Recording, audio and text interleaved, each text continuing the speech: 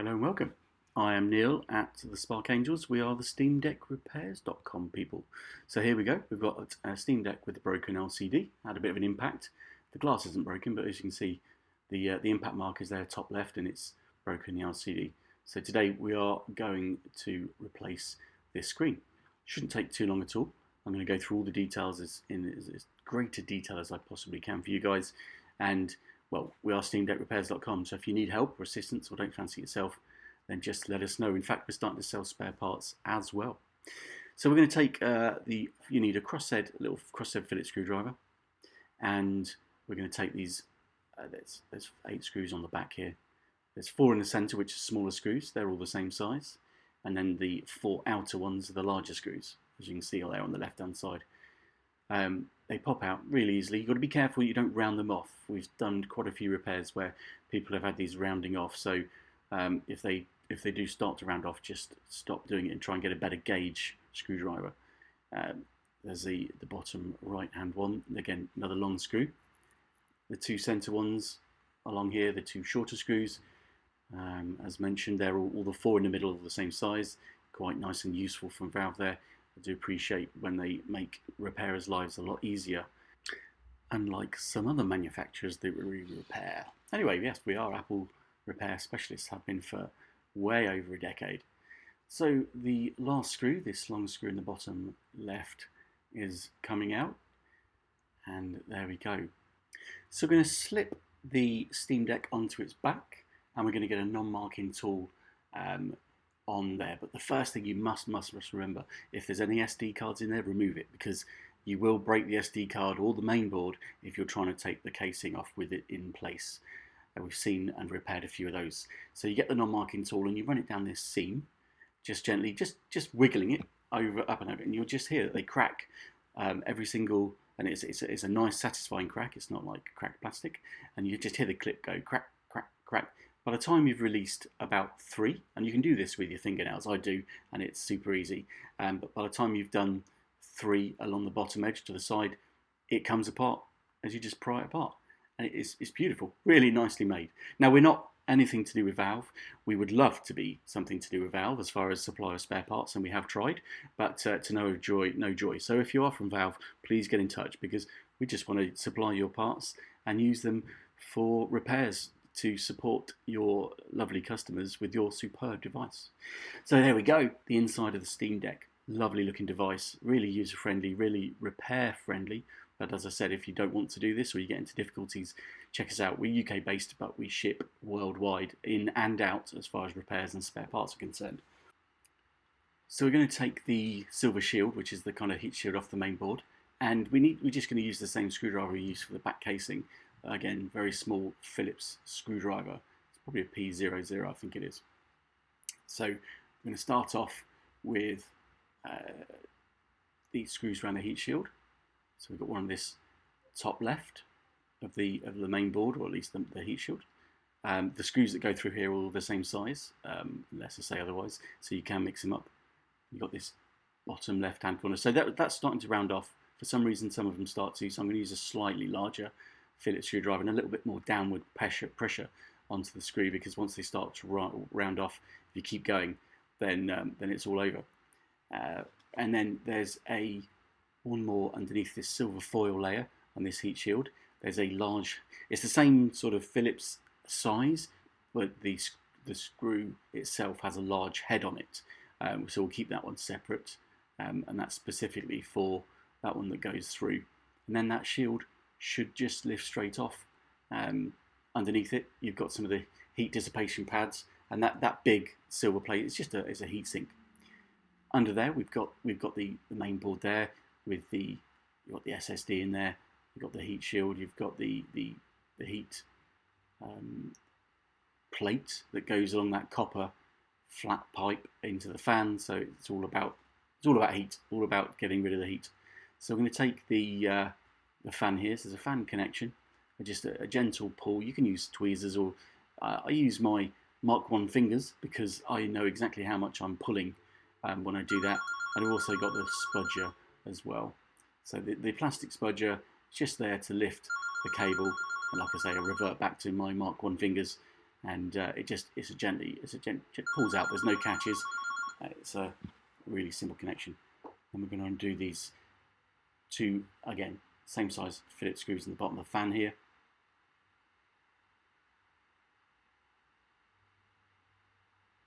They come out quite nicely. I like to keep things organised and keep them separate.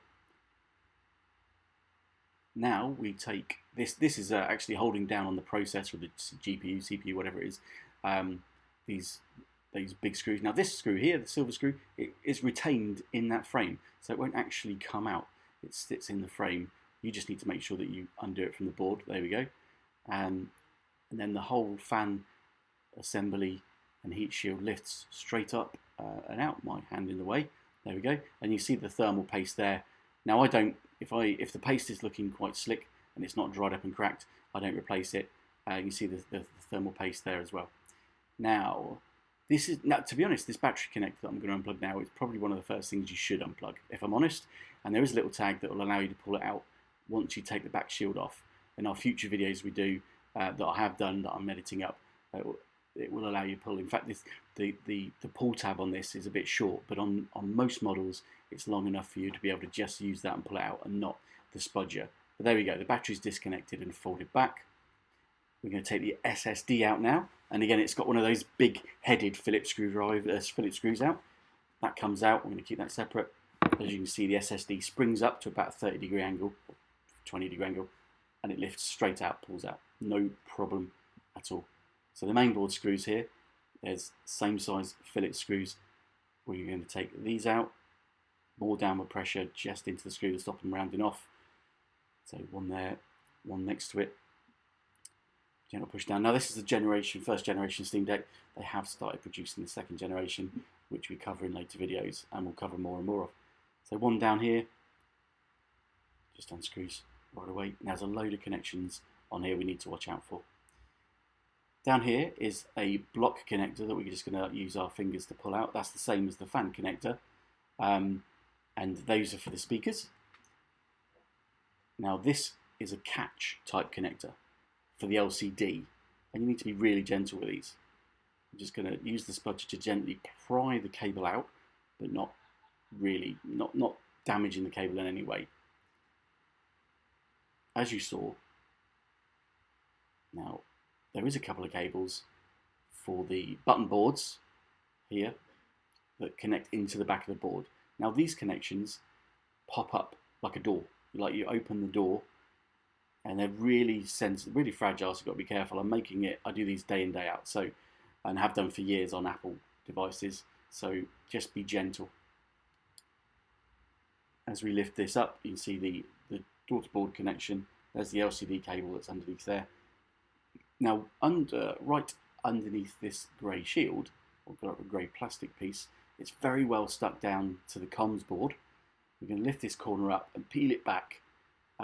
It's really sticky. If you can get a bit of warmth on it, then if so, but just peel that back off. You can see that's the actual heat shield that protects the underside of the SSD. And we have two circular type connectors, the antenna connections. You just get underneath with a spudger and just lift them off. The hardest part is sticking them back on, because you can do damage. Once we then lift this board up, this is actually stuck to the magnesium frame, back of the LCD frame. Just gently wiggle it and the adhesive just starts to peel off. And if you wiggle it and pull it close to the surface, you're not going to actually damage the cable. They're quite robust, to just be gentle and just go slowly. And as you can see there, that's the LCD cable. We'll remove that soon. And under the other cable, they've got that bronze coloured cable underneath the board there. Another one of those door flap type connections. That is the audio board connector, and that's the last one we need to take off.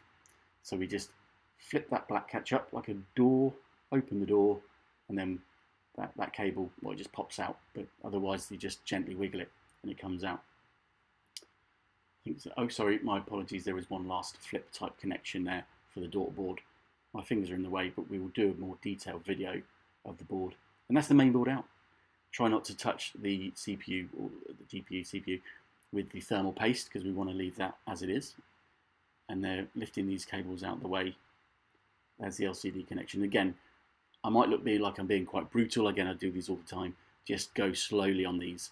and you're just looking to free up the adhesive and leave that connected to the LCD. So we have adhesive all the way around the LCD here. We're going to put it on one of our warm plates, and that gently warms it to about 55 degrees for a decent amount of time, just to make that adhesive free up slightly more. You can use a hairdryer as long as you don't have it too close and get it too hot. You just want some gentle warmth to circulate around the LCD and warm up that adhesive. So it has to go through the glass, remember, onto the adhesive and the magnesium plate as well. So this has been on a little warm plate for about 5 to 10 minutes, and we're going to get a suction cup on the corner. So it's thin adhesive, and later on I'll show you actually where it does go, so you can see what you're doing. But it's a case of just, in fact, very tactically, I use the suction cup in the centre, because the centre of the screen is the most flexible. So I put it in the centre edge, pull it back slightly, and then getting a non-marking plectrum type tool. And there's loads of different tools you can use, but a very thin tool. And it's a case of sliding it around the screen very gently. In fact, here's the LCD here. It goes there. You can see the cable attaches there. But all the way around, you have little rectangles or triangles, whatever, of adhesive. They're about 1 inch long. But on here, it's all the way around the side. You can see it's very thin. It's probably about 2.5 mil. So you don't want to go any further in. You can see there, you don't want to go any further into the LCD, because you will end up puncturing the LCD, which is okay if it's broken, but not good if you're doing a rear housing replacement or something and you want to keep it. So it's a case of pulling the suction cup back after it's warm, obviously, sliding the plectrum in there. Oh, comes out. Not very good. Just gently pulling on it, not too hard again. Take your time with this. Keep putting it under, keep warming it up if you need to, and I think I do. I will re-warm it in a minute, but it's just a case of getting in there and just putting it in about 1 mil at a time and sliding it up and down. And there is a sensor in the center there. So as you saw, if you want to go back to where I showed you the back of the LCD, there is a sensor window at the top center. You don't want to be running in there and breaking that sensor. And there you go. I'm just going to leave those in there. We'll remove the suction cup and move around to the next bit. And the plectrums in the screen will keep them from re-sticking down again. I do apologise. That's it. Get back on camera. I will do a slower, probably more detailed LCD video actually soon. But you can pause and go back as much as you want on this. So I'm going to put it back on the heat plate. See, yeah, at the end of the day, you don't want to rush stuff because that's when things get broken.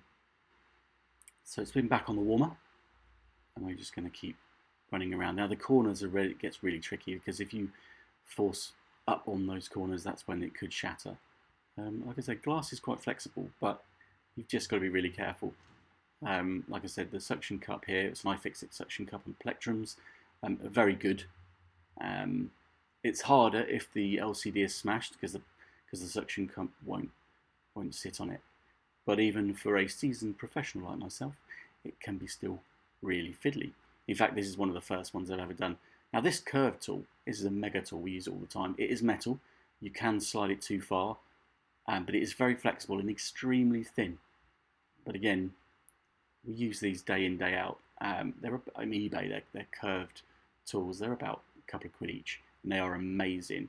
We use them a lot on iPads. We repair iPads, iPhones, MacBooks, iMacs, and they're all glued and bonded together, so we use these a heck of a lot. And warmth. Warmth is your friend, whether you put it on a radiator or somewhere, use a hairdryer. Like I said, we use heat mats and things like that.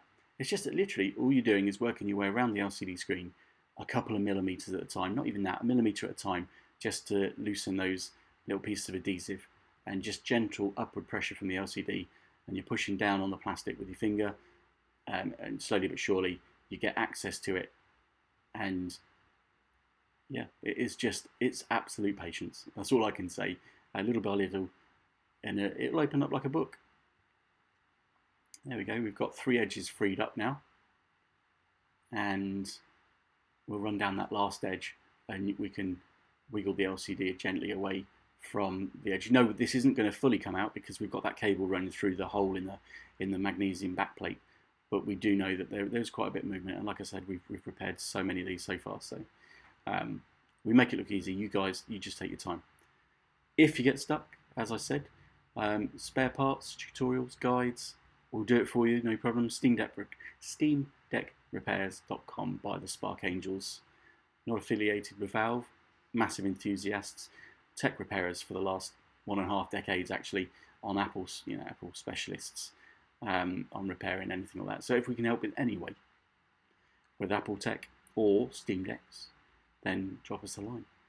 So yeah, very patiently, I'm not going to cut this video because you want to see every detail if I can.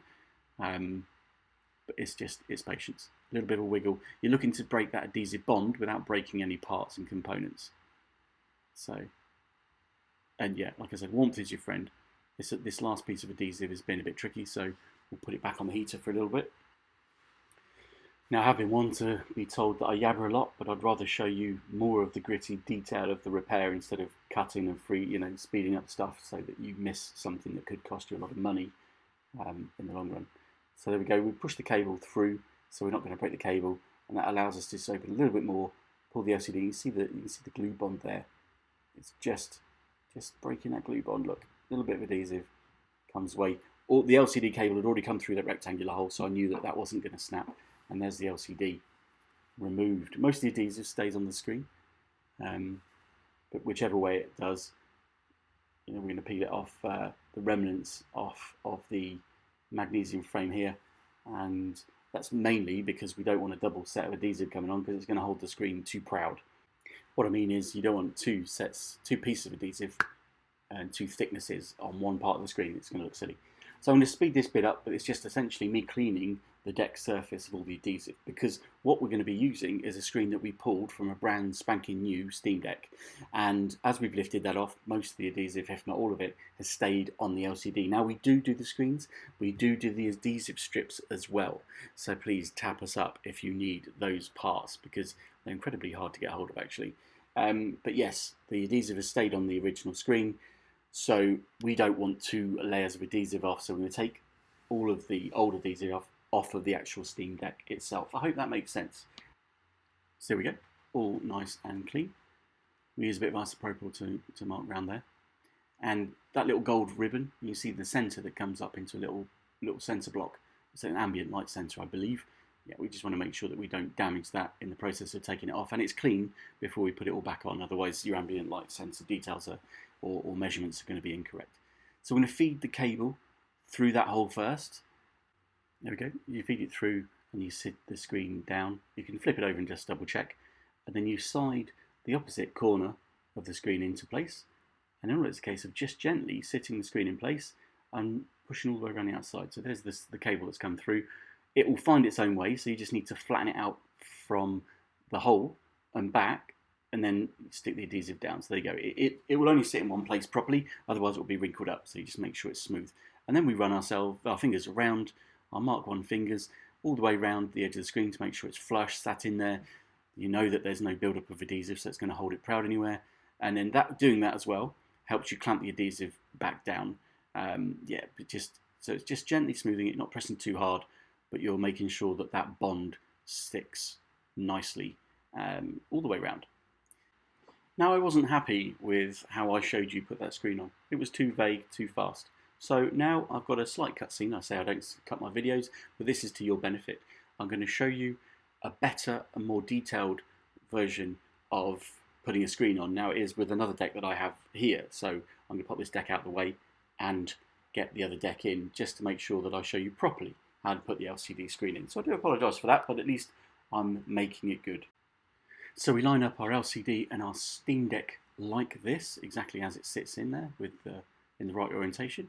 We feed the cable in there, and it does the dog leg, so it goes in and then down, and then we flip it over and we bring the LCD screen into the kind of the opposite corner, just making sure we're guiding that cable, there we go, over the magnesium frame, and then sitting the frame in place, starting with that end, and then working our way all the way around, as mentioned there, working our way around with plenty of sort of gentle pressure just to stick the adhesive down, and then we work that cable from the hole around so it finds its seat. There you go, a little bit more detail for you there. So there we go, let's carry on with the reassembly of the one that we were actually doing in the first place.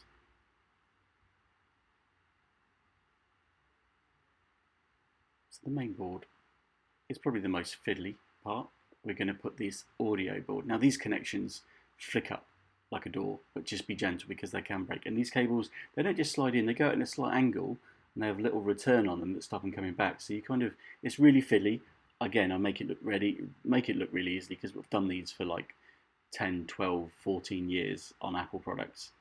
The second one, this is difficult. You're lifting up, you're gently lifting up, you open the catch up, this tiny little catch. Again, I'm using my fingernails because I can manage the pressure and my feedback on exactly how much I'm pushing these.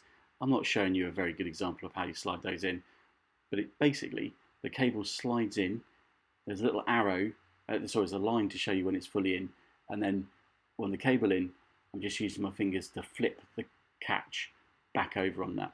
I will do a more detailed video soon. If you get stuck, give us a call. Then the LCD connection goes in here. Same sort of connection, you lift the flap up. And this one's quite fiddly because you haven't got a lot of room. The flap is actually on the cable side. You push it back, the cable back, and then forward into the connection. It's like you're backing a car out of a slot and then you're driving the car forward into it. And that white line on the cable actually has to be in line. Once you push that black clip down, you don't just push it towards, you push it around and down, then it has to line up with the white line on the cable. And then another two of these connections, again, you open the flap up, you sit the cable in there, you see the little two blue returns on the cable. It kind of goes in at a slight angle, and then that clamps it down. And then this really small connector, again, they're really difficult. It doesn't matter if it takes you hours, if I'm honest. A, stay calm. B, don't force anything. Because, again, we can replace these connections, we can replace these boards, we can actually desolder and actually replace these as well in some instances. But if you get stuck, SteamDeckRepairs.com, obviously, or the Spark Angels, either or, we are one and the same. But yes, a very much more detailed video is going to be on the cards from me, so check out the rest of our channel and playlist for that. So that's a Bluetooth connection there, or Wi-Fi, and these two connections are circular in type, and they go on, they fix like a cup and a socket in a kind of way, but they will find their own way, and I'll zoom in a little bit to there. But you hold the cable again with your fingers because you can feel exactly what's going on, and you run the cable around and they'll find their own version of where they need to be, and once they feel that, you just give them a pop down with your fingernail and you just feel it go in. Any forcing and you will break those connections. And that little block connector there for the speakers, again, there's only one way it can go. You push it in and you make sure it's all secure and the cables are running. So the board here is ready to go, ready for the screws around and the heat shield on the SSD. We do all sorts of upgrades on these SSD upgrades, up to 2 terabyte these days. So anything 512, 1 terabyte, 2 terabytes. So we're going to pop these screws into the main board just to secure it down. There's 3 that go in. One there. Let's stick this sticker down. You see that pad there corresponds with sticking to the top of that antenna chipset, that silver plate. There you go. Slots in, it's all cut out around that screw hole as well. SSD, we're going to pop in at a slight angle, and then it presses down there to locate nicely, and then you've got that large headed Phillips screw that just holds it in place. Pretty intuitive,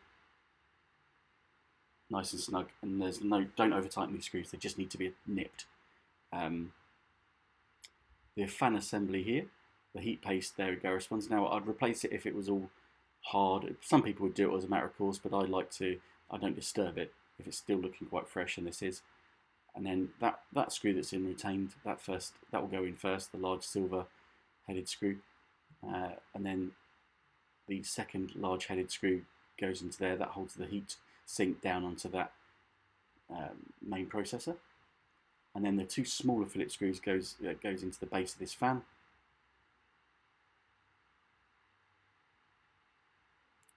They're not big headed. They've got the small Phillips head on. That's in the bottom of the fan the other side. Remember the 2 top fan screws that actually hold the rear on. And then you've got the little block connector that goes in, and it can be fiddly because you've got that copper heatsink in the way. and I've got big fingers, but it is possible. You just need to take your time, and I'm trying to leave it flat on the desk so you can sort of see what I'm doing instead of holding it in midair. But that drops in nicely, and a little fingernail push on each side to make sure that it's all in place. Take your time, don't force anything. Okay. Next thing, we're going to connect the battery. So the battery connects into that connector, and again we use a thumbnail either side of the connector so it doesn't go in on the wonk, if that's a word. Just double check all these connections all in place. Again, pretty intuitive. I do like the design that they've done here. The silver shield is going to go on top, but we have got more mainboard screws to go in actually. I'll realise that in a second. There we go. Those two screws need to go in first. The standard size small screw. On there. And then one next door to it. SteamDeckRepairs.com for your spares, repairs, assistance, upgrades. We've done shell upgrades and some really nice looking shells. Red purples, greens, see-through clear purples, white even. That looked pretty good actually. We can supply them, fit them, or you can supply them and we'll fit them. It is expensive, it takes a long time. So that screw there with the silver that went underneath that silver patch was the last of the big headed fillet screws, and then we're going to put this shield back. That just helps the hot airflow underneath. You want to make sure that gets put back properly. The remainder of the heat shield screws are going to go in. And again, you've got to remember not to put where they go because, as I mentioned, the back plate goes through some of them. Last of the mainboard screws that we need to put in.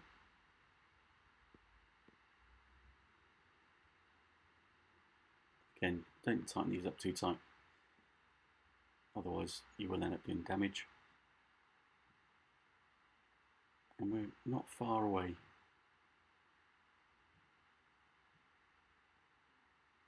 Quick screw paranoia check. Let's power it on, see if that LCD works, shall we? We'll give it a bit of a clean first.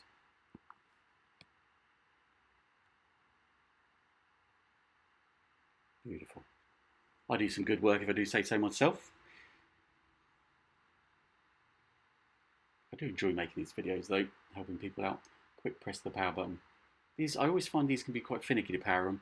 Sometimes a very quick press, sometimes a longer press, sometimes they need to go on charge. Even with our experience, sometimes they still seem, especially if you've fully unplugged them, they don't like waking up. And I guess that could probably scare a few people, but plug in the mains, give it a shove, be persistent. There we go. Beautiful screen replacement, what can I say?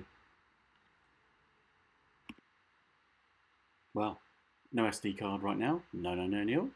The rear shell has to go on first. So that's a really easy job. Once we know that it's all powered on, give it a bit of a wipe down, give the screen a test. Last job before we put the back together. Unplug it, power it down, and flip it over. Nice. I do some great work sometimes.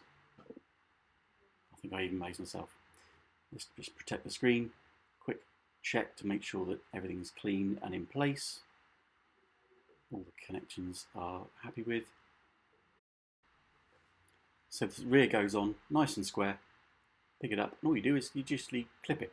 Click, click, click, click, click, click, and another click, all the way around.